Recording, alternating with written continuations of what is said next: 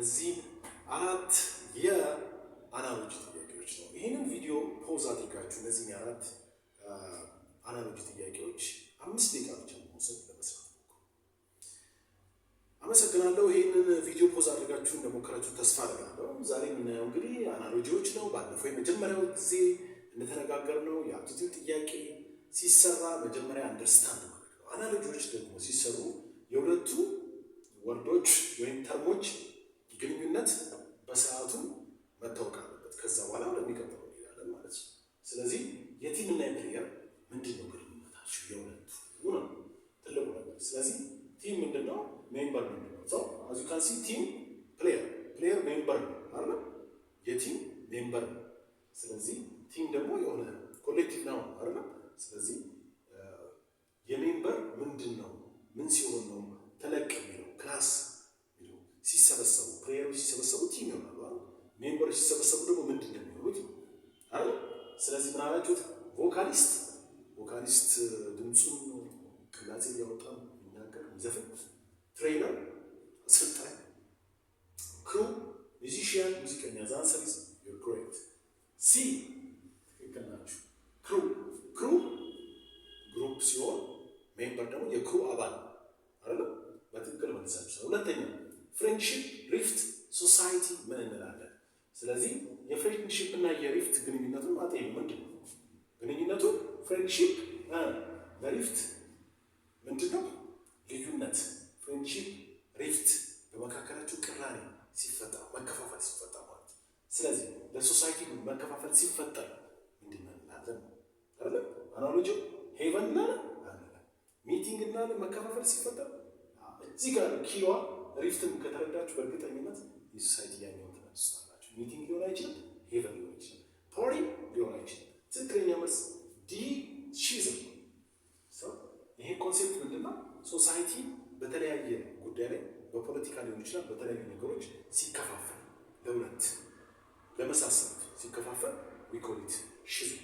ፎር ፍሬንድሺፕ ደግሞ ሲከፋፈል በነገር ለምሳሌ በአንድ ጉዳይ ላይ ሳይተማመኑ ሲቀሩ ምናምን ሪፍት እንላለን ለፍሬንድሺፕ ማለት። ለሶሳይቲ ደግሞ ሺዝም እንላለን ማለት።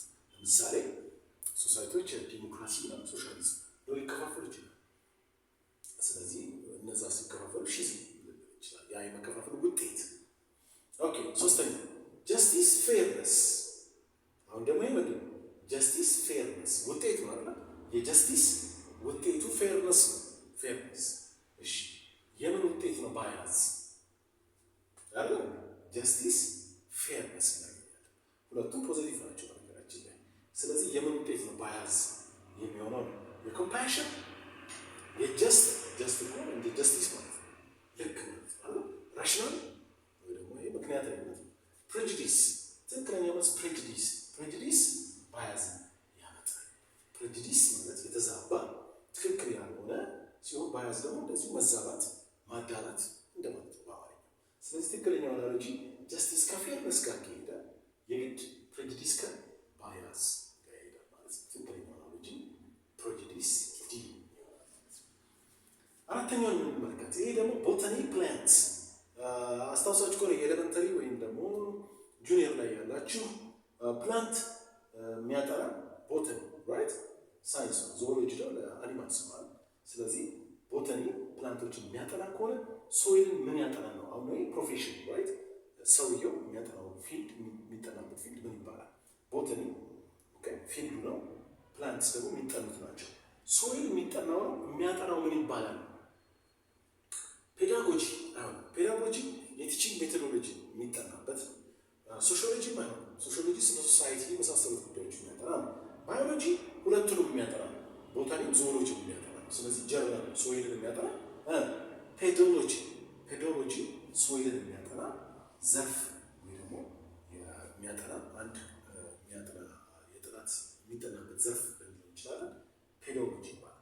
ስለዚህ ቦታኒ ፕላንትስ በቦታኒ ከተጠኑ ሶይል ደግሞ በፔዶሎጂ ይጠናል ማለት ነው። እነዚህን አራት በቅርብ የመጣ ነው። በነገራችን ላይ የአምና ጥያቄ እንደመለሳችሁ ተስፋ አደርጋለሁ። በተመሳሳይ ሌሎች ጥያቄዎችን እንሰራለን።